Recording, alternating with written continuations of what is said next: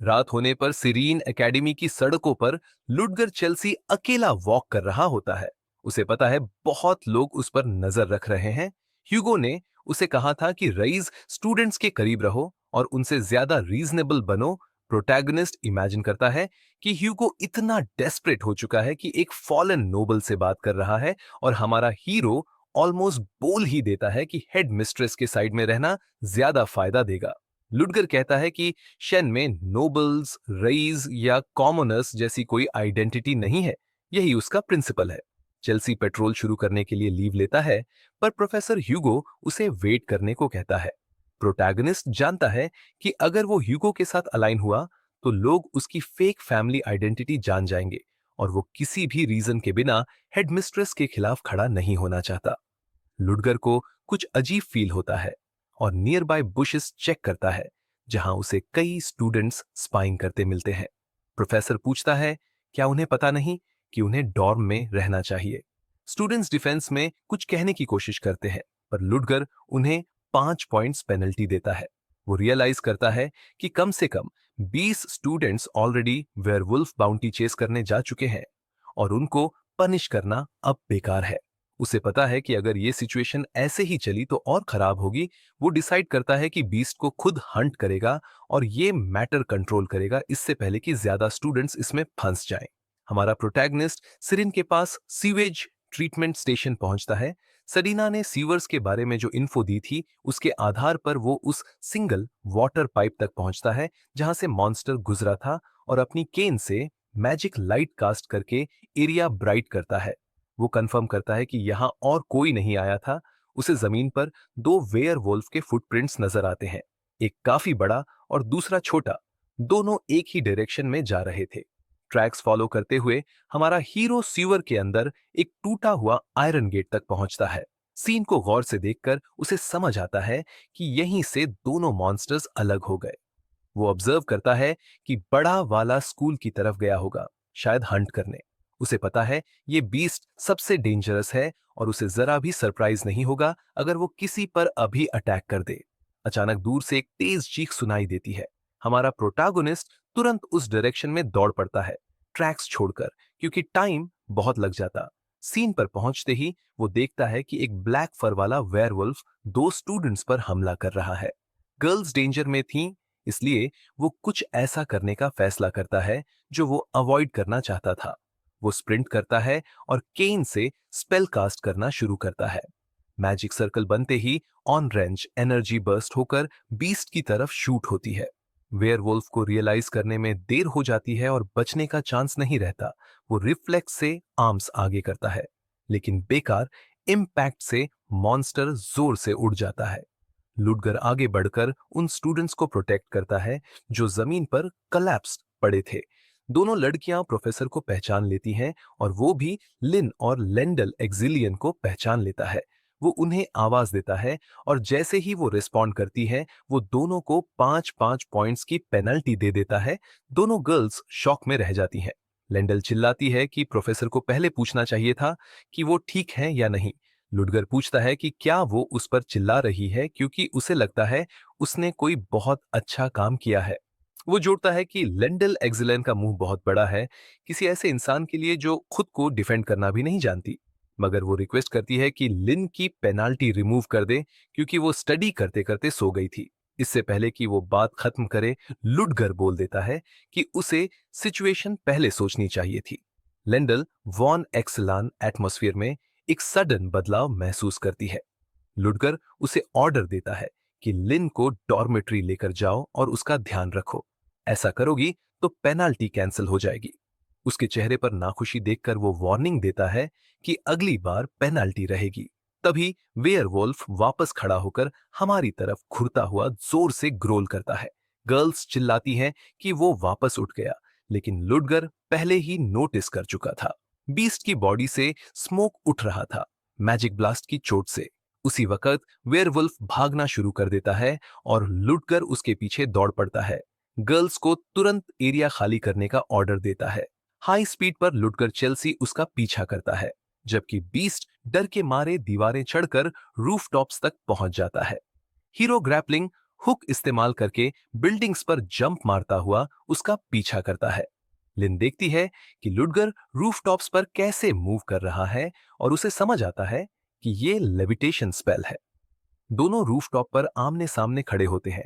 Towers के पास fight शुरू होने वाली होती है। दोनों रूफटॉप्स पर जिगजैग पैटर्न में मूव करते हुए एक दूसरे पर समटानेमिक अटैक फेंकते हैं। दोनों बिना रुके फाइट करते हैं, रूफटॉप्स के बीच जंप करते हुए और धीरे धीरे ग्राउंड लेवल की तरफ उतर आते हैं, क्योंकि किसी का भी डायरेक्ट हिट कनेक्ट नहीं होता। वेयरवुल्फ जोर से आगे बढ़ता हुआ लुडगर की तरफ आता है। वो प्रोफेसर को स्लैश करने की कोशिश करता है और बहुत करीब पहुंच जाता है, लेकिन लुडगर अटैक से बच निकलता है। जैसे ही वो डॉज करता है, उसी पल वो इंस्टेंट कास्ट स्पेल से काउंटर करता है, जो सीधे बीस्ट पर लैंड होता है। उसके तुरंत बाद वो क्रीचर के ऊपर कूद जाता है, जो डायरेक्ट हिट की वजह से हैरान हो चुका था, और मिड एयर में एक और स्पेल कास्ट करता है, जो इस बार ब्लू ग्लो कर रहा था। दोनों स्टूडेंट्स शॉक्ड रह जाते हैं देखकर कि रियल कॉम्बैट में एक ट्रू मेज कैसे फाइट करता है। उसी वक्त वेयरवुल्फ बहुत गुस्सा हो जाता है और चार्ज और स्वाइप के साथ वापस अटैक करने की कोशिश करता है। ब्लो लगने से पहले हमारा प्रोटैगनिस्ट स्टाफ लेकर एक और स्पेल तैयार करता है। ब्लू एनर्जी का ब्लास्ट सीधे उसके चेस्ट में गिरता है और इम्पैक्ट से वो रूफ टॉप से गिरने लगता है, लेकिन अपनी क्लॉज से एज पकड़कर खुद को बचा लेता है। क्रीचर वापस ऊपर चढ़ने के लिए स्ट्रगल करता है और लुडगर उसे पूरी तरह गिराने के लिए एक और स्पेल कास्ट करना शुरू करता है। मैजिक सर्कल बनता है और दो बोल्ट्स निकलकर मॉन्स्टर से टकराते हैं, उसे रूफटॉप से नीचे फेंकते हुए। ऊपर से लुडगर देखता है कि बीस्ट स्लाइड होकर बड़ी हाइट से नीचे गिर रहा है। उसे थकान महसूस होने लगती है और समझ आता है कि इतनी मना यूज करना सही नहीं। प्रॉब्लम यह है कि स्टूडेंट्स सामने खड़े देख रहे हैं और वो मैजिक के बिना फाइट नहीं कर सकता। वो बैटल जल्दी खत्म करना चाहता है, लेकिन शॉक्ड हो जाता है देखकर कि बीस्ट अभी भी मूव कर रहा है। क्रीचर रूफ टॉप का टूटा हुआ हिस्सा उठाकर लुडगर पर फेंक देता है और उसके पास रिएक्ट करने के लिए हार्डली टाइम बचता है।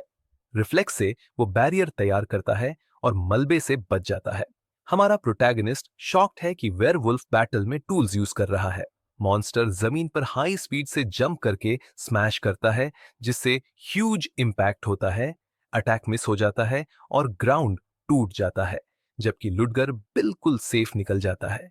फिर भी वो हैरान है कि मॉन्स्टर एनवायरनमेंट को एडवांटेज के लिए यूज कर रहा है। एक वुल्फ बेस्ड बीइंग के लिए इतनी ह्यूमन लेवल की इंटेलिजेंस होना नॉर्मल नहीं। लुडगर चेल्सी सोचने लगता है कि क्या ये मॉन्स्टर्स सच में वेयरवुल्फ है। वहीं दूसरी तरफ एडन और लियो जंगल में टेसी को बुलाते हुए ढूंढ रहे होते हैं।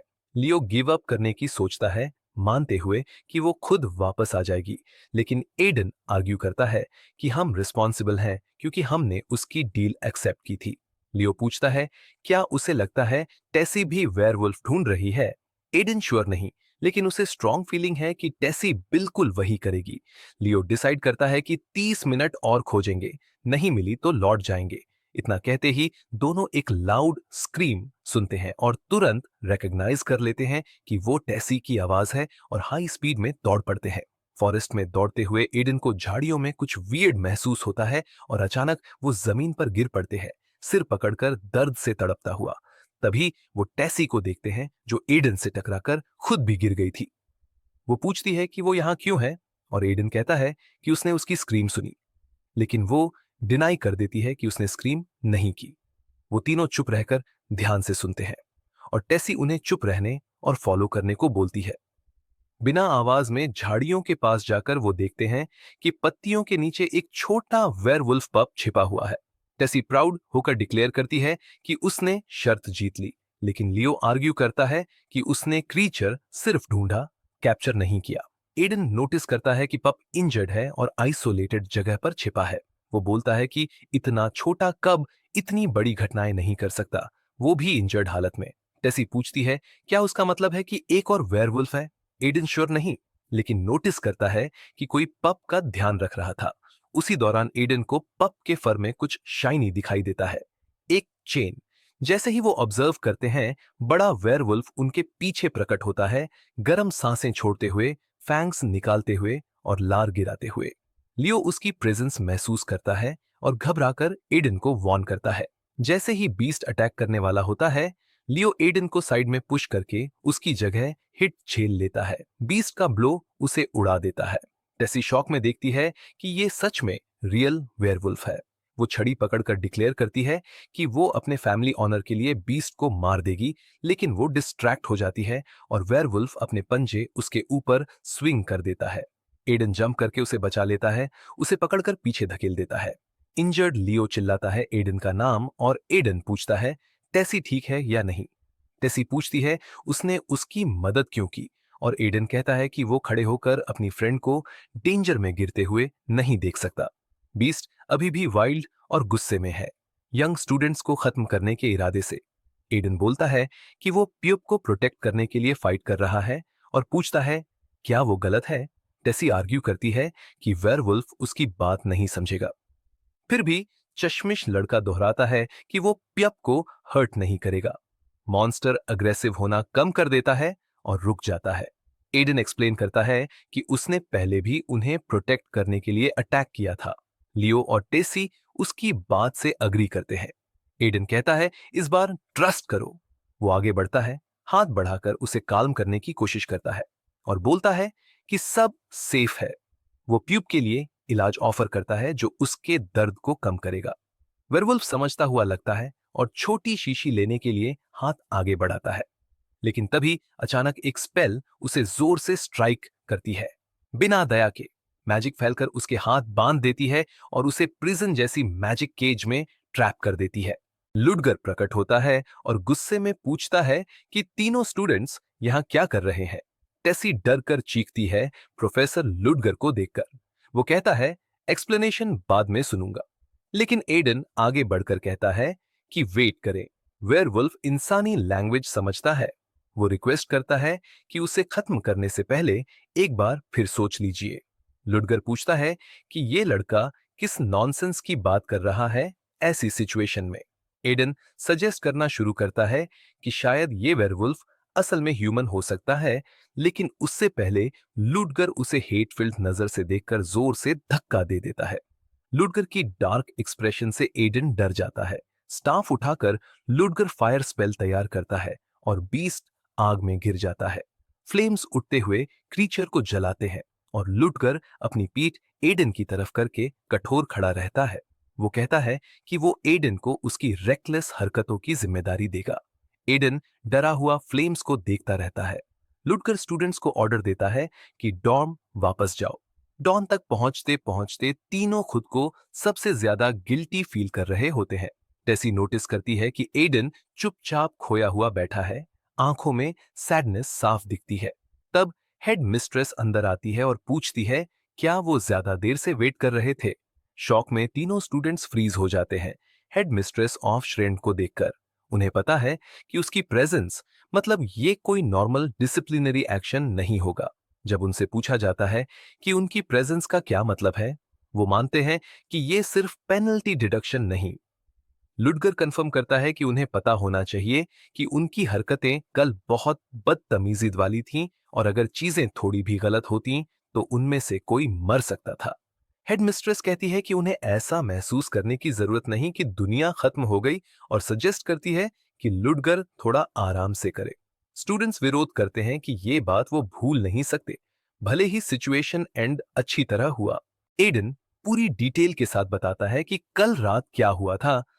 तब हेड मिस्ट्रेस पूछती है क्या एडन वाकई टेसी को बचाने के लिए कूद गया था, जिससे वो शर्मिंदा हो जाता है अपनी रेकलेस हरकत पर। हेड मिस्ट्रेस उन्हें 10 पेनल्टी पॉइंट्स देती है, लेकिन साथ ही 20 मेरिट पॉइंट्स भी ग्रांट करती है क्योंकि डेस्परेट मोमेंट में उन्होंने एक्शन लिया था। ये सुनकर तीनों शॉक्ड हो जाते हैं और खुशी से हैरान रह जाते हैं। हेड मिस्ट्रेस लुडगर से पूछती है क्या उसे कोई कंप्लेंट है, और लुडगर अग्री करता है। हेड मिस्ट्रेस स्टूडेंट्स को कहती है कि फ्यूचर में भी ऐसा ही एफर्ट दिखाते रहो, और ट्रियो उसके वर्ड्स के लिए धन्यवाद देता है। एडन थका सा लुडगर की तरफ देखता है, उसकी आईज में थकान साफ दिखती है। वो कुछ नहीं बोलता लेकिन सोचता है क्या अब लुडगर सेटिस्फाइड है।